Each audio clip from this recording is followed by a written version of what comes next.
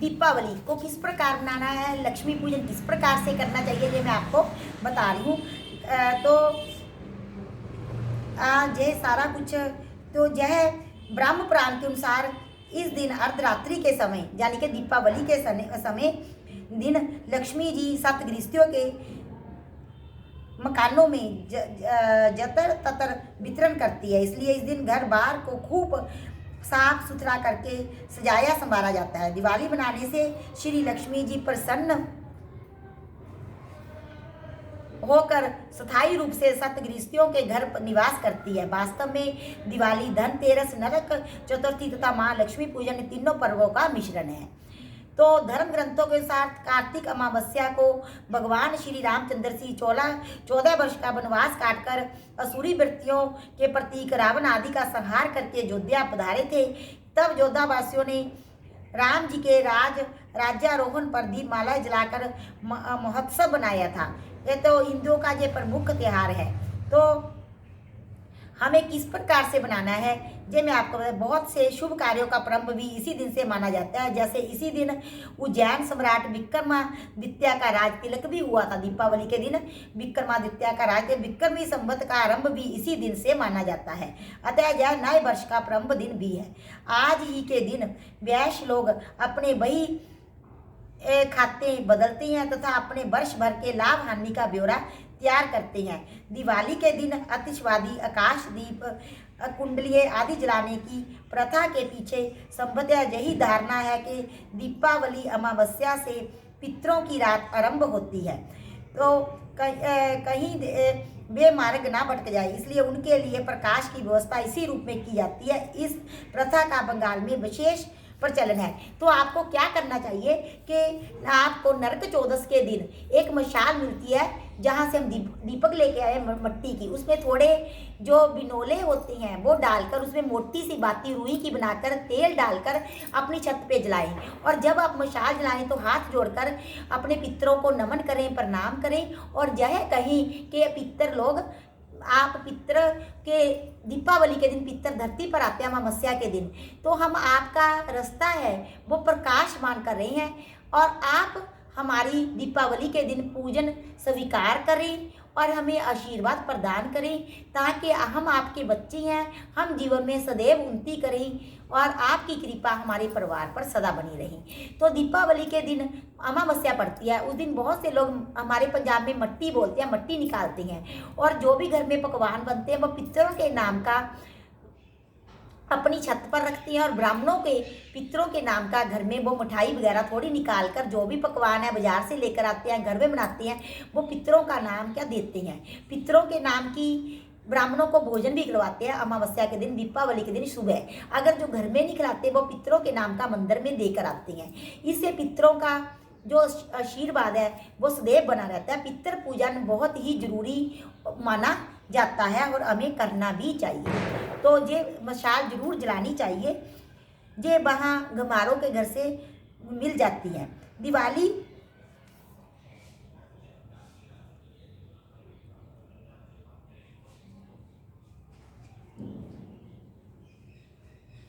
तो कई लोग दीपावली के दिन जुआ भी खेलते हैं। इस प्रथा के पीछे एक कहानी है। इस प्रथा के साथ भगवान शंकर तथा पार्वती के जुआ खेलने के प्रसंग भी जोड़ा जाता है जिसमें भगवान शंकर पराजित हो गए थे।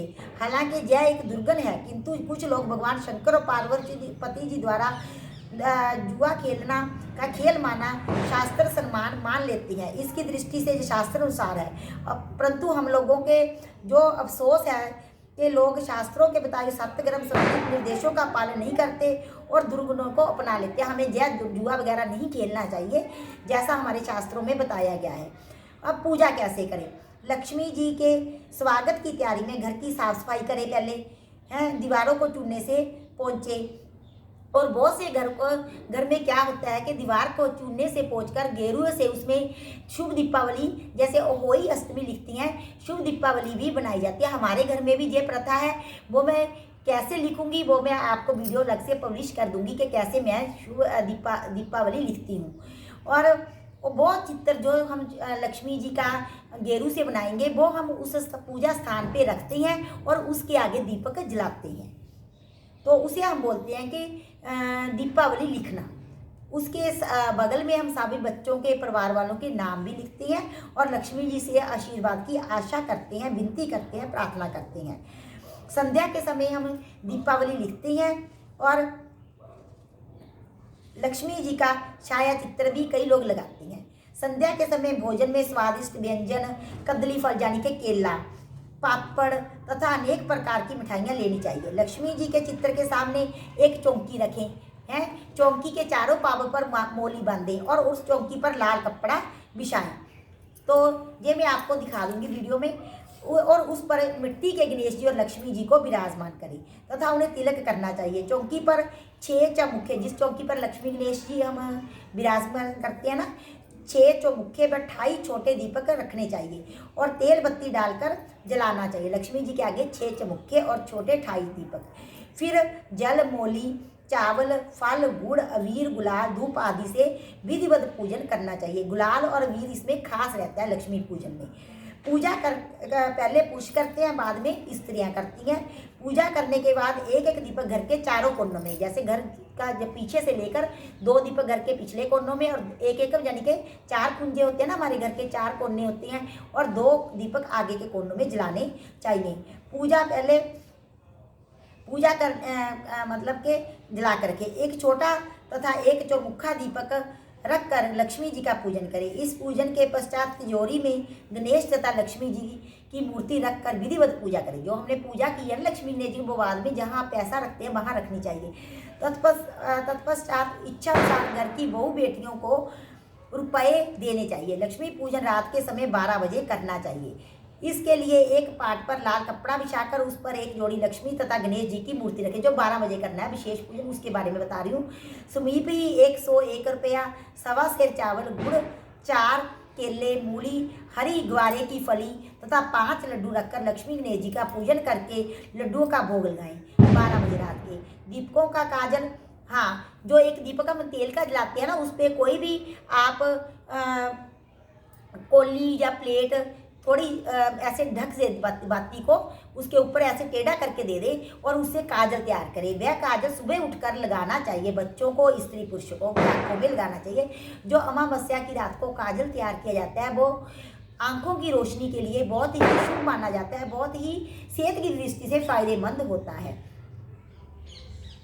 और उस रात हमें गोपाल सहस्र नाम का पाठ की पुस्तक आती है या यूट्यूब पे भी है, वो जरूर सुनना चाहिए। वो उसका विशेष फल होता है, तो इससे घर में कभी भी दरिद्रता नहीं आती। गोपाल सहस्र नाम का पाठ दीपावली की रात को श्रवण करने से या पढ़ने से। इस दिन घर में मतलब कि बिल्ली को नहीं भगाना चाहिए। अगर बिल्ली आती है, बड़ों के चरण की वंदना करनी चाहिए, चरण स्पर्श करके आशीर्वाद लेना चाहिए। दुकान गद्दी की भी विधि पूर्वक पूजा करनी चाहिए।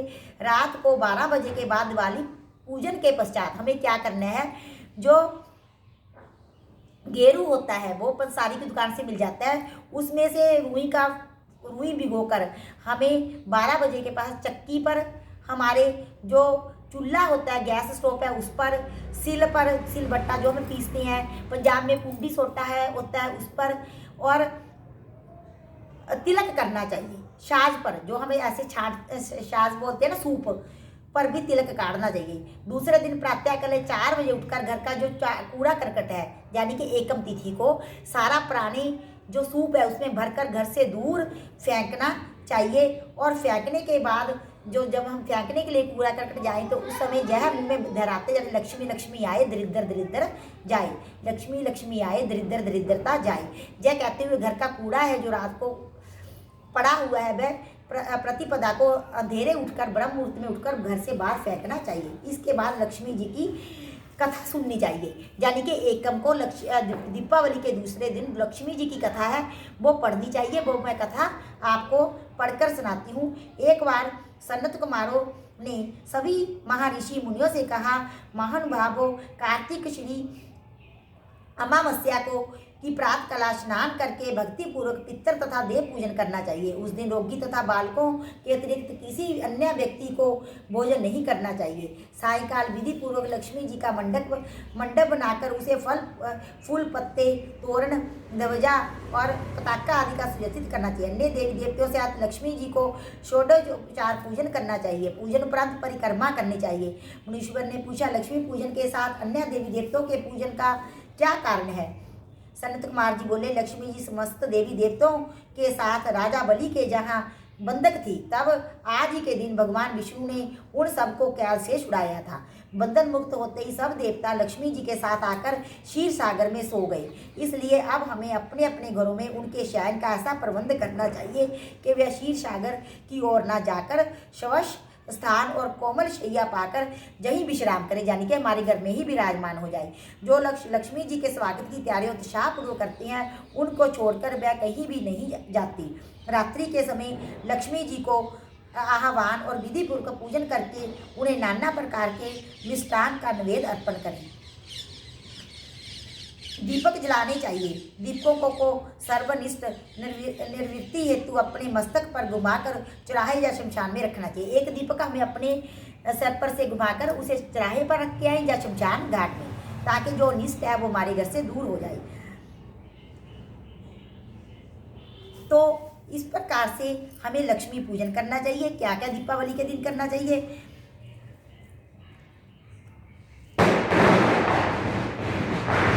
तो मैंने आपको सारा बता दिया है। लक्ष्मी जी की यही कथा थी, यही कहानी थी। आपको इस प्रकार से दीपावली के दिन पूजन करना चाहिए और घर से अनिष्ट दूर भगाने के लिए अपनी सिर पे से घुमाकर वो दीपक शमशान घाट या चौराहे पर रखना चाहिए। तो अगले दिन का भी बता दिया कि दीपावली के बाद जो घर का कूड़ा करकट है वो किस प्रकार ब्रह्म मुहूर्त में उठकर घर से दूर फेंक कर आना है और फेंक कर जाते समय क्या क्या कहना है। जय जय श्री राधे। सभी व्यूअर्स को बहुत बहुत दीपावली की शुभकामनाएं, मंगल कामनाएं। तो आप इसी प्रकार उत्साह से पूजन विधि करें, लक्ष्मी जी का पूजन करें और अपने घर में सुख समृद्धि के लिए लक्ष्मी जी के आगे प्रार्थना करें। जय जय श्री राधे श्याम।